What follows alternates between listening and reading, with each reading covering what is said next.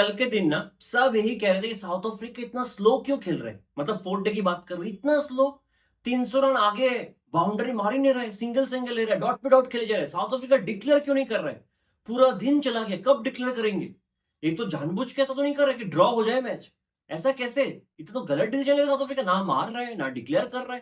तो इनके कोच ने आके शाम को कह दिया कि हम चाहते ही नहीं थे कि हम डिक्लेयर करें, जितना हो सके उतना इंडिया से मजदूरी करवाए, इनको थकाए, है ना, घुटनों के बल लेके आ जाए। एक वर्ड भी उसके, ग्रोवेल, इतना एरोगेंट वर्ड किसी ने शायद क्रिकेट में पहले कभी यूज नहीं किया होगा इंडिया के अगेंस्ट, कि ग्रोवेल, हम्बल कर देंगे इनको। जितने हिरडे दिखाते ना लोग कि हाथ नहीं मिलाएंगे, इधर नहीं खेलेंगे, उधर नहीं खेलेंगे, सब हिरडे एक ही दिन में निकाल देंगे, और निकाल दे दिया, सारे हिरडे एक ही दिन में निकाल दिया। मैं कहां से स्टार्ट करूं? सच में कहूं, कहां से स्टार्ट करूं? प्लेयर्स से कि गौतम गंभीर से? सिर्फ गंभीर की गलती तो है नहीं, प्लेयर्स की भी गलती है। मैं शुरू से स्टार्ट करता हूं, माइंडसेट देखो सबका। कुलदीप यादव शायद दूसरे दिन आके कहा था कि ये पिच जो है ये रोड पिच है, हाईवे पिच है, रन तो बनता ही, क्योंकि 2 दिन साथ में बैटिंग कर लिया। तो हमें लगा अरे वाह, हाईवे बैटिंग है तो मजा आएगा, इंडिया भी आके बैटिंग करेगा। तीसरे दिन बैटिंग करना आया तो बैटिंग हुआ नहीं इंडिया से, 2 सेशन 2.5 सेशन पे ऑल आउट हो गया। तो हमें लगा नहीं, थर्ड डे है ना, पिच डिटीरिएट होने लग गया होगा, तो फोर्थ डे जब साउथ अफ्रीका बैटिंग करेगा सेकंड इनिंग्स पे, साउथ अफ्रीका भी ऑल आउट हो जाएगा बहुत जल्दी। साउथ अफ्रीका आके फोर्थ डे में फिर से लंबा बैटिंग कर गया, आपने सिर्फ 5 विकेट लिया है, और आपने थर्ड डे में जितना रन बनाया था, साउथ अफ्रीका आके फोर्थ डे में उससे ज्यादा रन बना के चला गया। आप सोच रहे हो कहीं पे लॉजिक है इन सब बातों का? रोड पिच का आपसे थर्ड डे बैटिंग नहीं होता, उनसे फोर्थ डे बैटिंग हो जाता है, और आपसे फिफ्थ डे तो बैटिंग होने वाला था ही नहीं, जबकि थर्ड डे पे आपसे नहीं हुआ बैटिंग। इस टीम में प्लेयर्स कैसे आ जाते हैं किसी को नहीं पता, सिलेक्शन का पैरामीटर क्या है किसी को नहीं पता, ड्रॉप होने का क्या पैरामीटर है इस टीम से वो भी किसी को नहीं पता है। मैंने एक चीज बहुत पहले, 1 साल पहले कहा था, जब बिजली चल रहा था, एमसीजी का ग्राउंड था, बहुत लोगों को पसंद नहीं आया।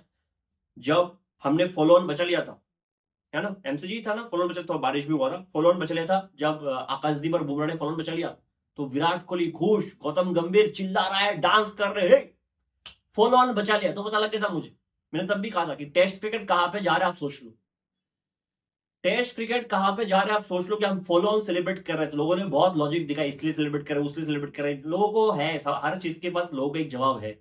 तो था, मुझे पहले पता टेस्ट क्रिकेट कहां पे जा रहे हैं इनके अंडर।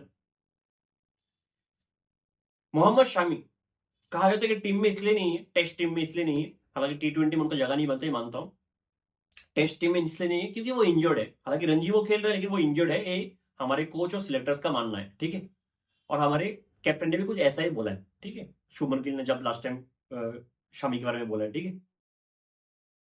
मुझे एक चीज बताओ, बुमराह फिट है ना अभी? बुमराह फिट है? अगर बुमराह फिट है और 6-6 ओवर डाल के 2-2 ओडीआई से रेस्ट ले सकता है, अगर 6-7 ओवर डालने के लिए बुमराह खेल रहा है टेस्ट मैच पे, और उसके बाद ओडीआई से रेस्ट ले रहे, तो शामी भी तो यही कर सकता है ना, कि एक टेस्ट मैच खिलाओ, दूसरा टेस्ट मैच नहीं खिलाओ, ओडीआई से रेस्ट दे दो। अगर बुमराह के लिए पैरामीटर अलग है कि 2 टेस्ट खेलेगा, फिर 5 ओडीआई नहीं खेलेगा, 2 T20 खेलेगा, 3 T20 नहीं खेलेगा, फिर से 2 टेस्ट खेलेगा, कि चांसेस है कि वो इंजर्ड हो जाए, जबकि वो इंजर्ड अभी है नहीं। और शामी जो इंजर्ड नहीं है, आप कह रहे हो इंजर्ड है, तो उसको भी सेम तरह से ट्रीटमेंट दो ना, सबके लिए पैरामीटर सेम होना चाहिए ना।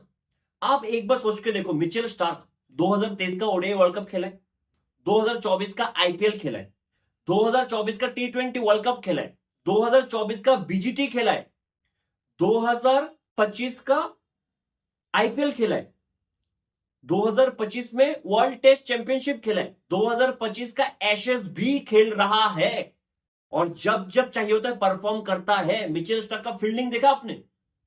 मिड ऑफ पे खड़ा होता टेस्ट मैच पे 30 यार्ड सर्कल में, उससे दौड़ के ऑस्ट्रेलिया के बड़े बड़े ग्राउंड पे भाग के जाता है, डाइव मारता है लॉन्ग ऑन पे, थर्ड मैन पे खड़ा होता है, डाइव मारता है। कल मुझे एक चीज मैंने नोटिस किया, कुलदीप का बॉल था जहां पे शायद आउट से रीच लगा था, स्टफ्स का किसका, बुमराह शायद थर्ड मैन पे था, 2 कदम लेके एक डाइव मारता, बुमराह चौका बचा सकता था, बुमराह ने गिव अप कर दिया कि यार कौन बचाएगा चौका, 500 रन ऑलरेडी आगे है साउथ अफ्रीका। बुमराह ना फील्डिंग करता है, ना जब चाहिए तब विकेट लेता है, मानता हूं बेहतरीन बॉलर है, शायद बेस्ट बॉलर है वर्ल्ड का भी, लेकिन कमिटमेंट कहां है?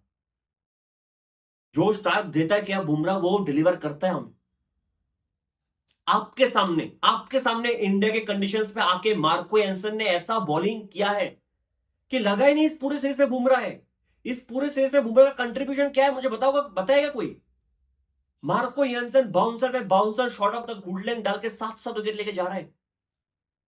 बुमराह मुत्तुस्वामी 80 पे पहुंच गया, मार्को यंसन 50 पे पहुंच गया, एक बाउंसर नहीं मारा, एक बाउंसर नहीं मारा बुमराह ने। सेम लास्ट ईयर हुआ था पहले न्यूजीलैंड के साथ, जब पहला मैच हुआ था ओवरकच कंडीशन में बेंगलुरु में। सऊदी आके एडम मिल ने आके खत्म कर दिया इंडिया को, बुमराह से विकेट लिया नहीं जा रहा है। ना सचिन रविंद्र को आउट कर पड़ा था, ना डेवन कॉनवे को आउट कर पड़ा था। नहीं तो स्पिनर्स की ग्राउंड है, पेसर्स क्या करेगा? तो मार्को एंसन कैसे कर रहा है? तो कोई बोल रहा है कमेंट में मार्को एंसन लंबा है, भगवान के गिफ्ट दिया उसने, तो भगवान ने अगर गिफ्ट दिया इसलिए उसको फायदा मिल रहा है, पिच का कुछ लेना देना नहीं है। बुमराह लंबा नहीं तो बुमराह क्या करे? बुमराह लंबा नहीं है तो बुमराह क्या करे? बाबूमा बौना है तो बाबूमा क्या करे? मुझे लगता है इसलिए इंडिया के बैट्समैन बैटिंग नहीं कर पाए, क्योंकि बाबूमा बौना है ना, वो स्पिन के साथ साथ बैठ जाता है, टर्न के साथ साथ खेल पाता है, क्योंकि बटला है। इंडिया के बैट्समैन लंबा है तो शायद झुक नहीं पता होगा टर्न खेलने के लिए, है ना। एडन मार्करम का हाथ बहुत लंबा होगा, मार्करम का, कि जहां पे हाथ डालता है उधर ही बॉल आ जाता है, फंस जाता है। उधर केएल राहुल से फील्डिंग हो नहीं रहा है ठीक से, बुमराह से आउटफील्डिंग हो नहीं रहा है ठीक से। बहाने सब है हमारे पास, सब बहाने। मैंने कल भी पूछा था, आज भी पूछ रहा हूं, इस टीम में प्लेयर्स कैसे आता है किसी को पता है क्या?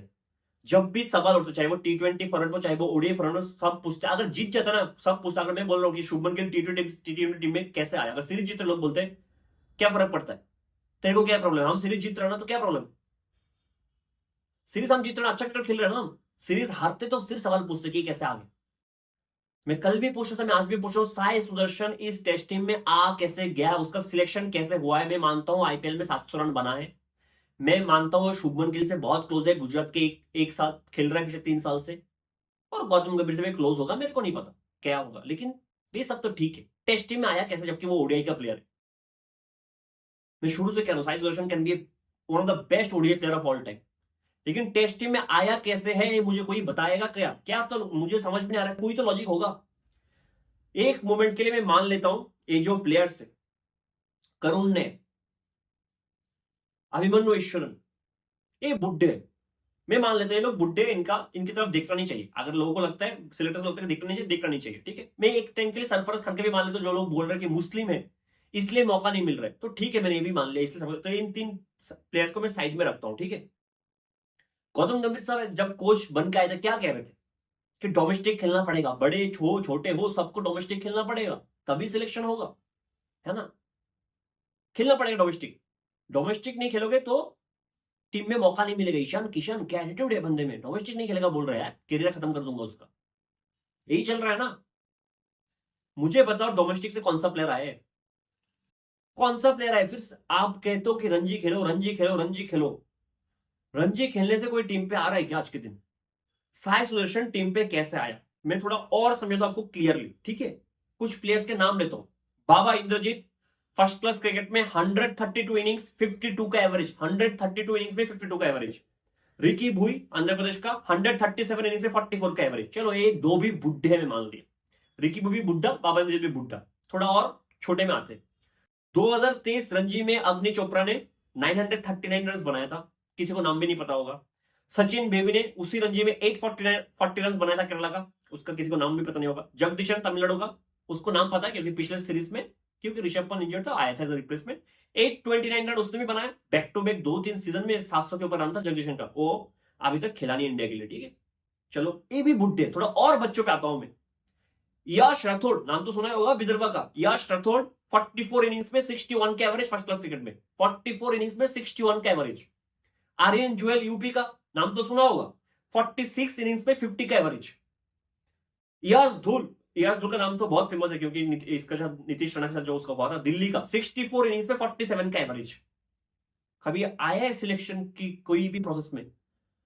रणजी कोई क्यों खेले, डोमेस्टिक कोई क्यों खेले? मैं ऐसे 200 बैट्समैन का नाम ले सकता हूं जो साई सुदर्शन के ऊपर है डोमेस्टिक में, फर्स्ट क्लास क्रिकेट में।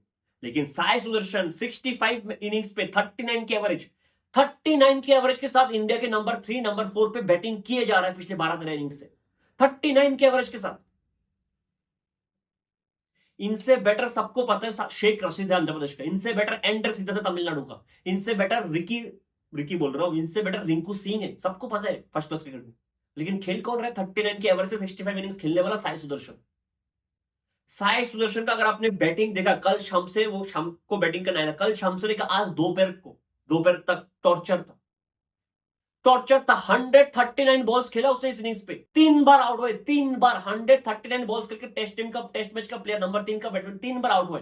कल शाम को क्लीन एलबीडब्ल्यू था हार्बर के बॉल पे, जो अंपायर के कॉल पे इंपैक्ट बच गया, सीधा बॉल मिडिल स्टंप पे लग रहा था। आज सुबह मार्को एंसर के shot of the good length ball पे इजी आउट, नो बॉल निकला, फिर तीसरे बार आउट हुआ नथिंग बॉल पे मुत्तुसोमी बॉल पे आउट हो गया। फ्रंट फुट का बॉल बैक फुट पे खेलता है, फ्रंट फुट का बॉल बैक फुट पे खेलता है, बार बार मैं चीज कह रहा हूं साई के बारे में, 2 पैर एक से ज्यादा उसका, वो कहां पे टेस्ट पे टिकेगा, कब टिकेगा। इतना टॉर्चर था उसको देखना, उसको फुल लेंथ पे बॉल डाले जा रहे, आराम से डाइव कर सकता है, आराम से स्वीप कर सकता है, कुछ नहीं कर रहा, डिफेंस करा जा रहा है, डिफेंस करा जा, ना रन बना रहा है, ना लंबा खेल पा रहा है, कुछ भी नहीं। इतना टॉर्चर था 139 बॉल्स देखना, इतना खराब बैटिंग मैंने जिंदगी में टेस्ट हिस्ट्री में किसी को 100 बॉल खेलते नहीं देखा, इतना खराब।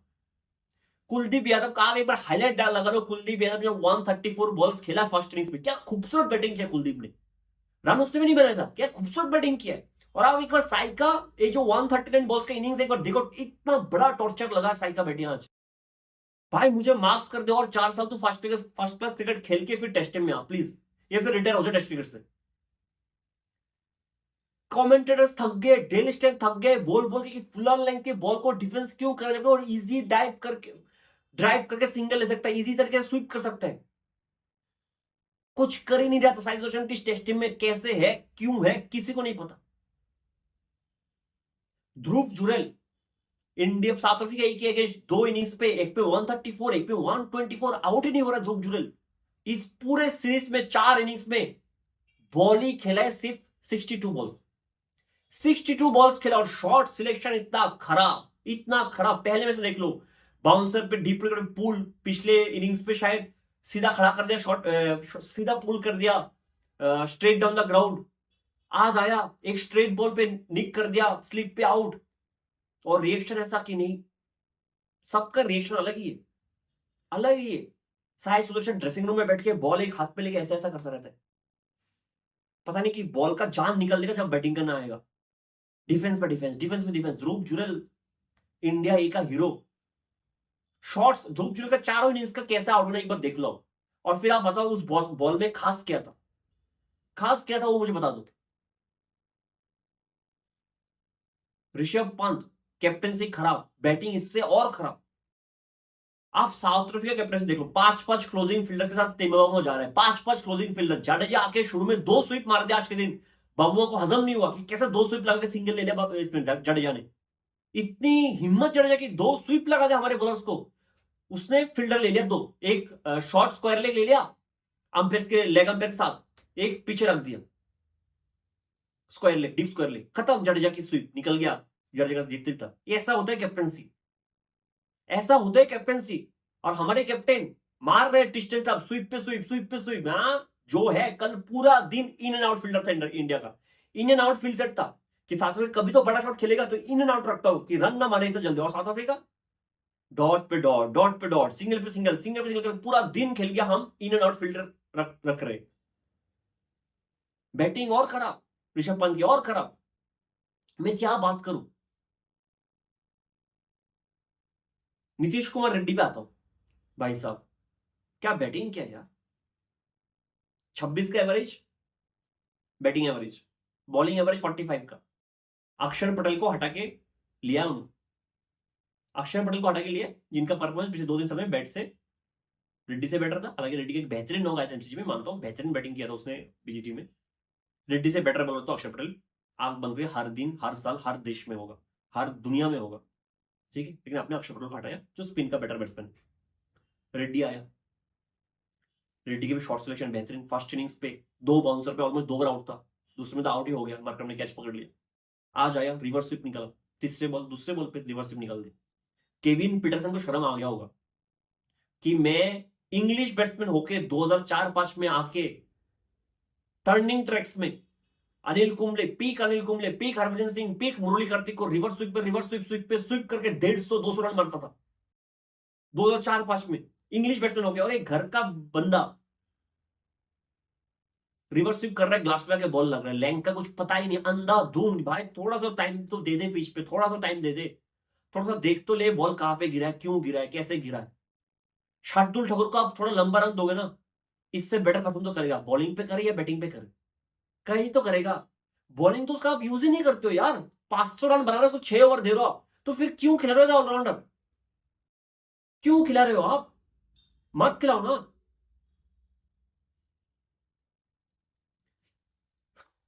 न्यूजीलैंड वाला सीरीज था, है ना?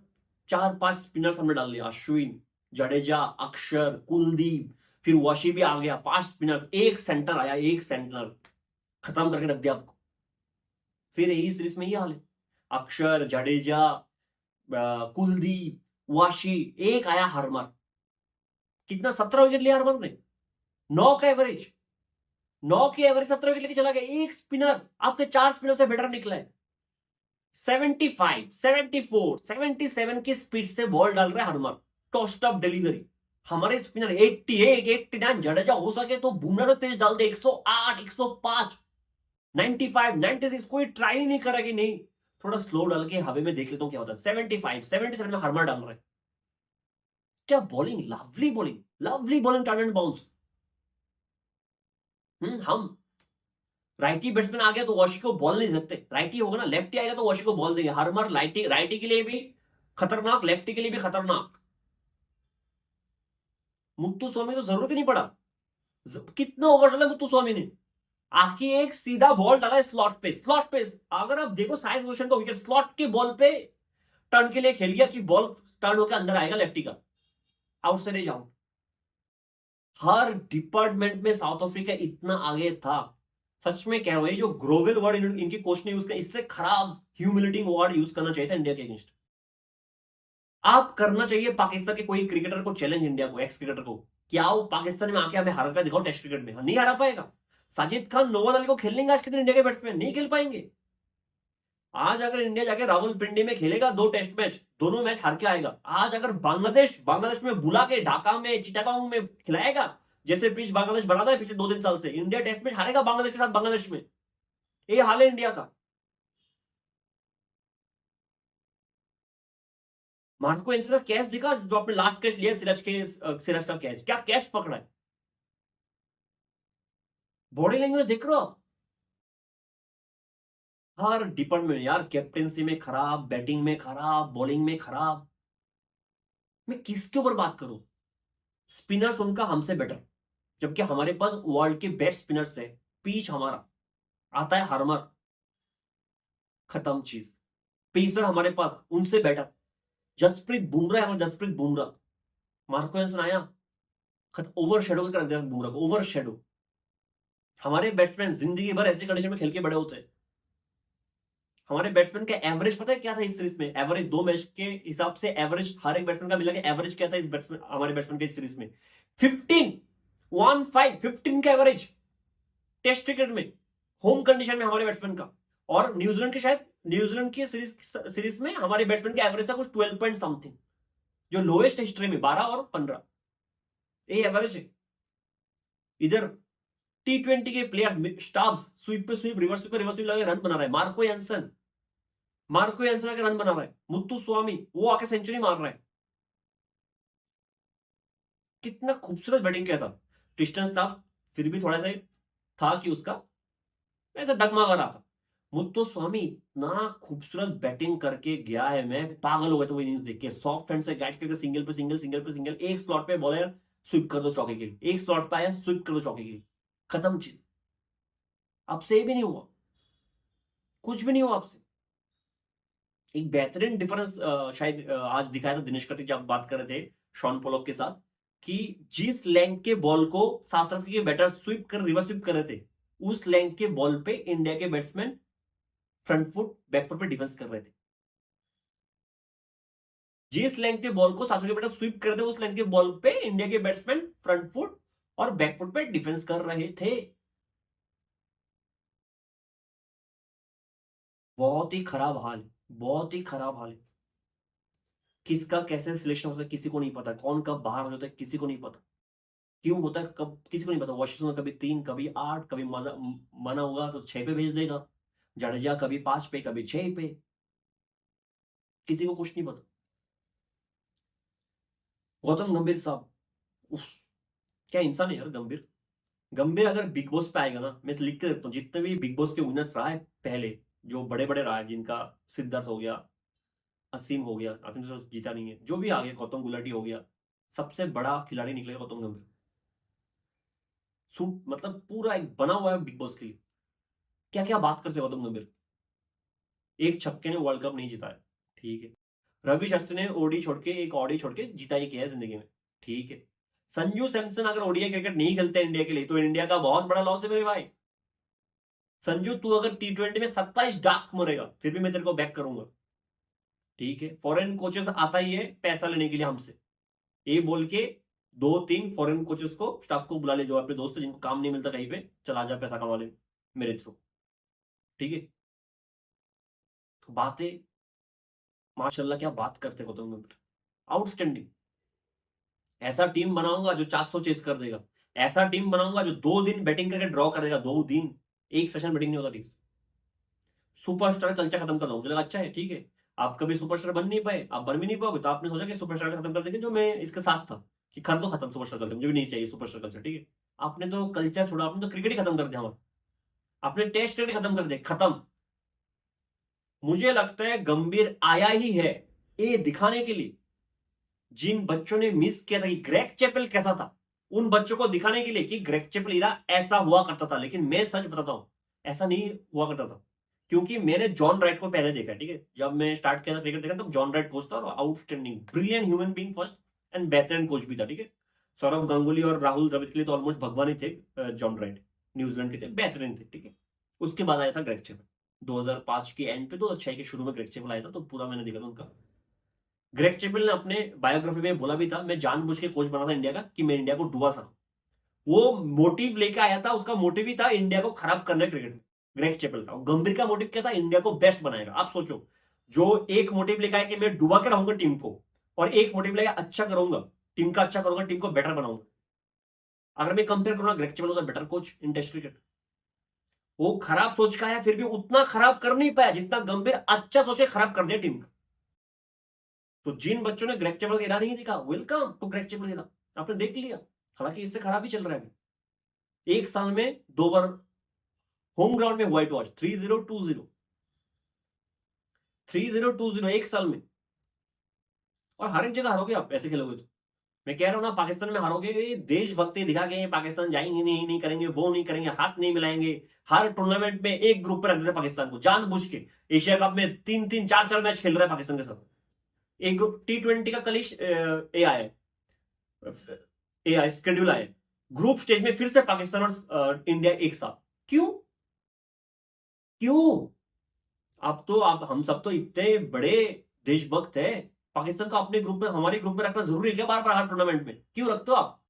लेकिन पाकिस्तान के साथ हाथ नहीं मिलाएंगे, पाकिस्तान जाके खेलेंगे नहीं, ये नहीं करेंगे, वो नहीं करेंगे, खेलने जाओगे टेस्ट मैच तो हार के आओगे आप। अभी जो हाल है आपका स्पिनर्स के अगेंस्ट, 15 के एवरेज से बैटिंग करते हैं आपके बैट्समैन टेस्ट टीम में, टेस्ट क्रिकेट में।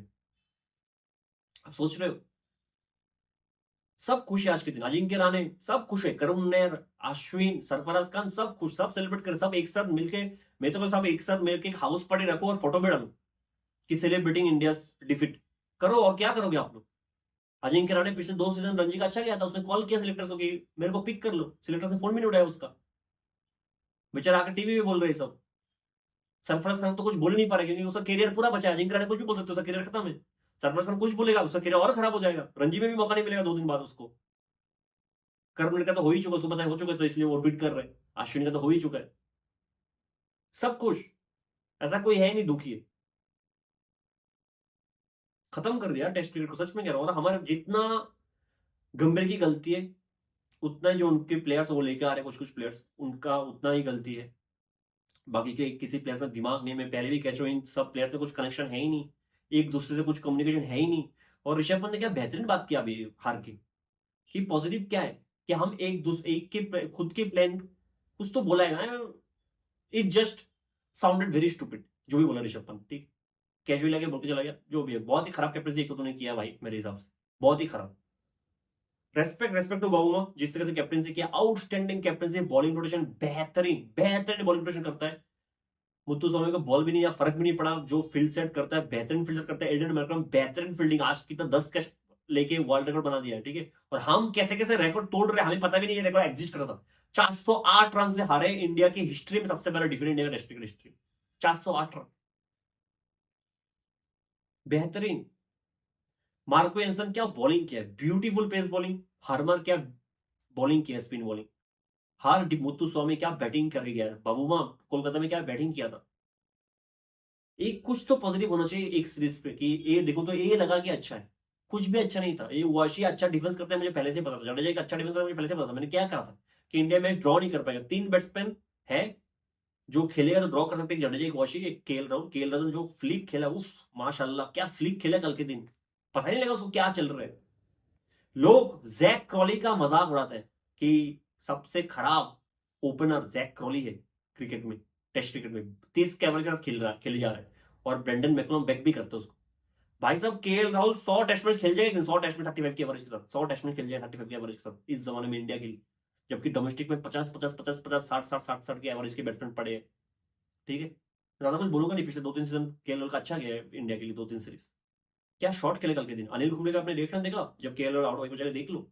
अनिल कुंबले का क्या रिएक्शन था कमेंट्री बॉक्स पे, हिंदी कमेंट्री बॉक्स पे, तो मेरे दोस्त ने फॉरवर्ड किया तो मैंने देखा। ब्यूटीफुल यार, सबने बहुत बेहतरीन काम किया, बेहतरीन काम किया सबने, ठीक है। आउटस्टैंडिंग, क्या ही बोलूं। मिलते हैं अगले वीडियो में, तब तक के लिए जय हिंद।